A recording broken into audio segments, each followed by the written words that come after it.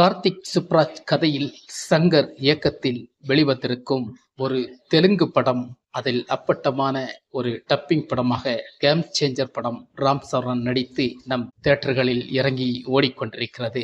இந்த படம் அந்த அளவுக்கு இந்தியன் 2க்கு பிறகு சங்கருக்கு ஒரு கம்பேக் கொடுத்திருக்கிறதா என்று பார்த்தால் நிச்சயமாக கொடுக்கவில்லை. இதற்கு பதிலாக நமக்கு இந்தியன் 2வை கொண்டாடி இருக்கலாம் என்று தோன்றுகிறது.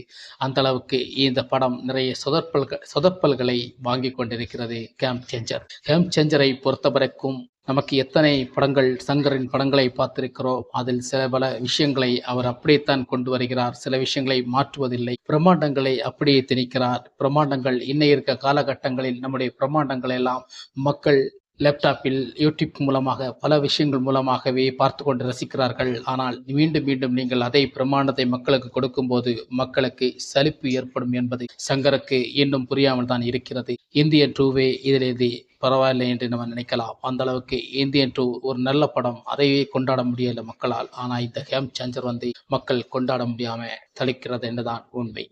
இந்த படத்துல நமக்கு முதல்வன் படங்கள் பார்த்திருக்கிறோம். அந்த படத்தில் அரசியல் கலந்த ஒரு கலவையான ஒரு சினிமாவை கொடுத்தார். சங்கரிடம் என்ன ஒரு மிஷிங் ஆகுறான்னு தெரியல. அந்த முதல்வன் படத்தை அச்சு அசலாக ஜென்டில்மேன், முதல்வன் இப்படிப்பட்ட படங்கள் எல்லாம் ஒரு அரசியல் ரீதியான படங்களை முதல் சீன்லேருந்து கடைசி வரைக்கும் நம்மளை உருக்கமாக தியேட்டருக்குள் உட்கார வைக்கும் ஒரு படமாக இருந்தது. இப்போது அவருடைய டேஸ்ட்டுகள் ரொம்ப கம்மியாகிக் கொண்டே போகிறது. அதற்கு முழுக்க காரணம் அவருடைய வசனகர்த்தா கூட இல்லாதது தான் ஒரு இழப்பாக இருக்கிறது என்று நிச்சயமாக சங்கரின் படங்களில் தெரிகிறது. அது படத்திலிருந்தே நமக்கு பார்த்து கொண்டிருக்கிறோம். வலுவான பிரமாண்டங்களை திணிக்கிறாரே தவிர வலுவான திரைக்கதைகளை திணிக்க மறக்கிறார். இதற்கு காரணம் அவருடைய கூட இருக்கும் வசனகர்த்தா சுஜாதா என்ற ஒரு பெரிய ஒரு வசனகர்த்தா சங்கர் கூட இப்ப இல்லை. அவர் மறைந்தார். மறைந்த பிறகு சங்கரின் படங்கள் கேள்விக்குறியாக நிற்கிறது என்ற ஒரு பயம் சங்கருக்கு வந்திருக்கிறது. அதுபோல் சங்கரின் படங்கள் இப்போது அதிக அளவில் ரொம்ப பிரம்மாண்டமாக நல்ல ஒரு சூப்பரான ஒரு படம் என்று பேசப்படுவதில்லை.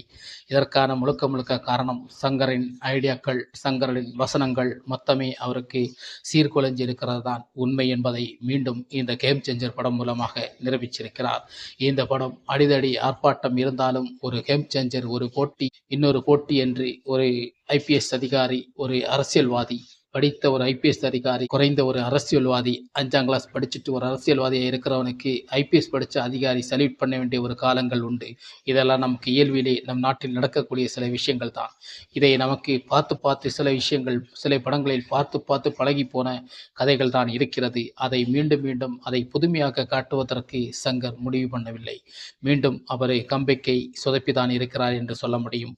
இனி அவருடைய கம்பேக்கு எப்படி இருக்க போறது என்று நமக்கு இந்தியன் 3ல வெயிட் பண்ண பார்க்க வேண்டும்.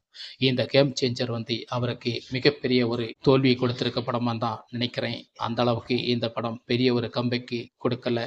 ராம் சரண் மிகச்சிறந்த ஒரு நடிகர். அவரு தெலுங்கு சினிமாவில் கொடிகட்டு பறந்தவர். அவரை ஆர்ஆர் படத்திலே அவருடைய நடிப்பை நமக்கு மிகச்சிறப்பாக ரசித்து கொண்டிருந்தோம். ஆனால் இந்த படத்தில் அவருக்கு அந்த அளவுக்கு ரசிப்பு தன்மை இருந்தாலும் அவருடைய பலம் பலவீனமாக இருந்து கொண்டே இருக்கிறது. நடித்த நடிப்புக்கு பலன் இல்லாத ஒரு பலவீனமாக்கியது இந்த கேம் சேஞ்சர் படம். இதில் நடித்த அத்தனை நடிகர்களும் அசத்தலாக நடித்திருக்கிறார்கள். ஆனால் படம் என்னவோ மனதில் ஒட்டாமல் போயிருக்கிறதான் முழுமையான ஒரு திரைக்கதையாக அமைஞ்சிருக்கிறது தான் உண்மை. இந்த படம் நல்லது என்று நமக்கு சொல்ல முடியாது. இந்த படத்துக்கு ஒரு 10க்கு ஒரு 5 மார்க்கு தான் கொடுக்க முடியும். அந்த அளவுக்கு கேம் சேஞ்சர் இருக்கிறது என்பதை நான் உங்களுக்கு மீண்டும் இது போன்ற வீடியோக்களை நீங்கள் பார்க்கும் வரை நம்ம சேனலுக்கு சப்ஸ்கிரைப், லைக் பண்ணுங்க, ஷேர் பண்ணுங்க. வணக்கம்.